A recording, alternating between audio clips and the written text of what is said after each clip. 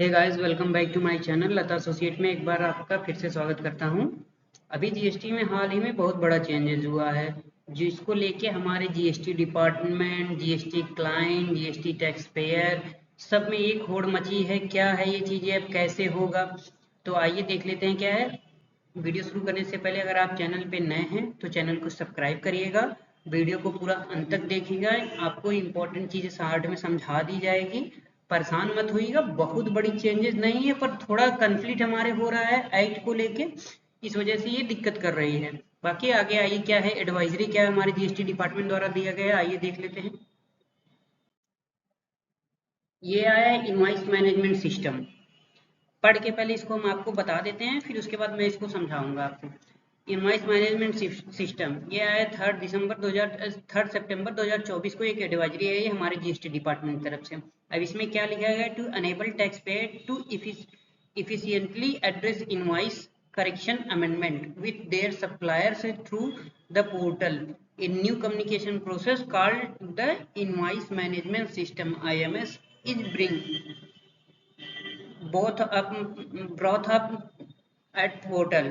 This will also facilitate taxpayer in matching of their records invoices, vice versa, issued by their suppliers for availing the correct input tax credit, and shall allow the recipient taxpayer to other accepted and rejected an invoice or to keep it pending in the system, which can be available later. अब ये क्या लिखा है, this facility shall be available to the tax payer from the 1 October onward on the GST portal. अब इसमें short में समझिए, पहले ये लागू हो रहा है 1 अक्टूबर 2024 से, यानी सितंबर का जो रिटर्न अक्टूबर में जाएगा वहां से ये शुरू हो रहा है। अब पहले क्या होता था कि हमारी अगर मैंने कहीं से सामान खरीदता हूँ या कहीं मैं अपना सामान किसी को बेचता था, तो हम अपनी उसकी एंट्री B2C में या B2B में करते थे। GSTR1 फाइल करते समय B2B में हम इसको कॉलम 4 में या B2C में हम इसको दिखाते थे। उसके बाद हम जिस पार्टी को हम अपना सामान बेच रहे हैं उसके GSTR2A में रिफ्लेक्ट करता है, ये 1 से लेके 11 तारीख तक के बीच में, किसी भी मंथ के 1 से 11 तारीख के बीच में। और फिर GSTR2B में ये रिफ्लेक्ट करता है, ऑटो पॉपुलेट होता है, यह 14 तारीख के बाद 14 से लेके 20 के बीच में तक ऑटो पॉपुलेट होता है। अब होता क्या था कि GSTR2B में हमारी अगर कोई गलत इनवॉइस चढ़ गई है तो हम उसके आईटीसी को रिवर्स कर सकते थे। तो ये GSTR2B में हम जाके उसमें अमेंडमेंट करके हम वहां पे देख सकते थे। एक चीज ये हो गया।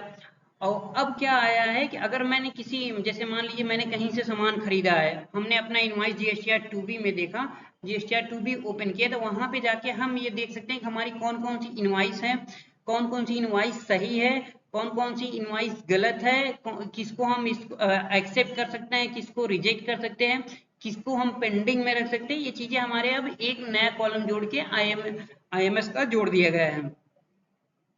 अब आगे इसको पढ़ लेते हैं, क्या है इसका शॉर्ट फॉर्म में।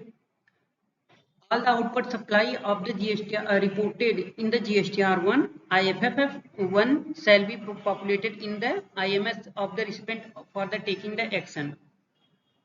हम इसको एक्सेप्ट कर सकते हैं GSTR1 में। GSTR1 फाइल करने के बाद, मतलब GSTR1 जब भी फाइल हो जाएगा तो हमारे में GSTR2A या 2B में शो करने लगे, तो वहां पे हम इसको जाके एक्सेप्ट कर सकते हैं, रिजेक्ट कर सकते हैं, पेंडिंग में डाल सकते हैं। अब एक्सेप्ट करने के लिए वही चीजें लिखा गया है, रिजेक्ट करने के लिए वही चीजें लिखा गया है, पेंडिंग में डालने के लिए वही चीज लिखा गया है। एक्सेप्ट अगर हम कर लेते हैं तो हमको उसकी आईटीसी मिल जाएगी, GSTR2B में शो होने लगेगी। और अगर हम उसको रिजेक्ट कर देंगे तो वहां से जो हमारे GSTR2B में आईटीसी शो कर रही थी वहां से उतना कम हो जाएगा। पेंडिंग में भी डाल देते हैं तो ये हमारे आगे के लिए कैरी फॉरवर्ड कर दिया जाएगा, पर वो जिस मंथ का अगर हम यहाँ पे पेंडिंग में डालते हैं उस मंथ के GSTR2B में ये शो नहीं करेगा। Pending action shall not be allowed the following scenario. Original credit note के केस में ये अलाउ नहीं कि upward amendment of the credit note irrespective of the action taken by the recipient on the original credit note. Downward amendment of the credit note in if original credit note was the rejected by recipient. Credit note हम जारी करते हैं जब हम purchase return file करते हैं या sales return file करते हैं तो डेबिट नोट होता है। परचेज रिटर्न जब हम फाइल करते हैं तो हम उसको क्रेडिट नोट में दिखाते हैं, यानी हम कोई सामान मंगाए अगर हम उसको वापस करना चाहते हैं तो हम उसको क्रेडिट नोट में दिखा देते हैं। तो पेंडिंग उस केस में नहीं किया जाएगा, लेकिन बाकी सारे केसों में ये चीजें अप्लीकेबल होगी। यहाँ पे यही लिखा है, now only the accept invoices by the recipient would be become the part of their GSTR to be as the their eligible ITC। ये देखिए स्क्रीनशॉट में देखिए, यहाँ पे हमारा ये सप्लायर का GSTR नंबर शो करता है, यहाँ पे इनवॉइस नंबर शो कर रहा है। इनवॉइस टाइप में अगर रेगुलर है, कंपोजिशन स्कीम में है तो दोनों यहाँ पे शो करता है। अब इसको हम यहाँ से एक्सेप्ट कर सकते हैं, यहाँ पे रिजेक्ट कर सकते हैं, पेंडिंग कर सकते हैं। जब भी एक्सेप्ट करेंगे तो हमारा यहाँ पे स्टेटस लिख के आ जाएगा, रिजेक्टेड करने पे यहाँ पे रिजेक्टेड, पेंडिंग केस में लिख के आ जाएगा। हम इसकी एक एक्सेल कॉपी भी डाउनलोड कर सकते हैं। पहले जब हमारे 2017 में जीएसटी आया था तो हमारे फाइनेंस मिनिस्टर उस समय अरुण जेटली थे। अरुण जेटली जी ने एक स्पीच दिया था कि जीएसटी एक सबसे इजी इनडायरेक्ट टैक्सेस होगा, लेकिन ये धीरे धीरे कॉम्प्लिकेटेड हो जाता था। पहले ये बोला गया था कि जीएसटी टैक्स पेयर को ओनली एक रिटर्न फाइल करना पड़ेगा, फिर आता है GSTR1 आता है, GSTR2B में हमारे ऑटो पॉपुलेट होने के लिए नहीं शो करता था पहले, ये तो 2020 के बाद से शो किया है। फिर GSTR3B शुरू हो गया, फिर 20 में अमेंडमेंट हुआ तो वहाँ पे हम 2A या 2B का 2 कॉलम जोड़ दिया गया है। अब फिर अमेंडमेंट हुआ तो क्वार्टरली जो रिटर्न फाइल करते हैं QRNP स्कीम वाले, उनके लिए IFF जोड़ दिया गया है। अब फिर उसके लिए फिर एक अमेंडमेंट करके ये आया है, IMS करके आया है। तो ये धीरे धीरे कॉम्प्लिकेट होते जा रहा है जीएसटी हमारा। तो इसके लिए थोड़ा केयरफुल्ली होके अपने जीएसटी को ही रिटर्न फाइल करिए, या नहीं तो बाद में आपको जीएसटी डिपार्टमेंट तरफ से इसकी तरफ से DRC 01 DRC 07 दोनों देखने को मिल सकता है। इसलिए आप अपने जीएसटी को एकदम केयरफुल्ली फाइल करिए। इसमें सारी चीजें वही लिखी गई हैं। अगर आपको इसको पढ़ना है तो आप हमारे इंस्टाग्राम चैनल पे जाके देख सकते हैं। इंस्टाग्राम चैनल का डिस्क्रिप्शन में हमने लिंक डाल दिया है, आप वहां से फॉलो करके आप इसको पढ़ भी सकते हैं।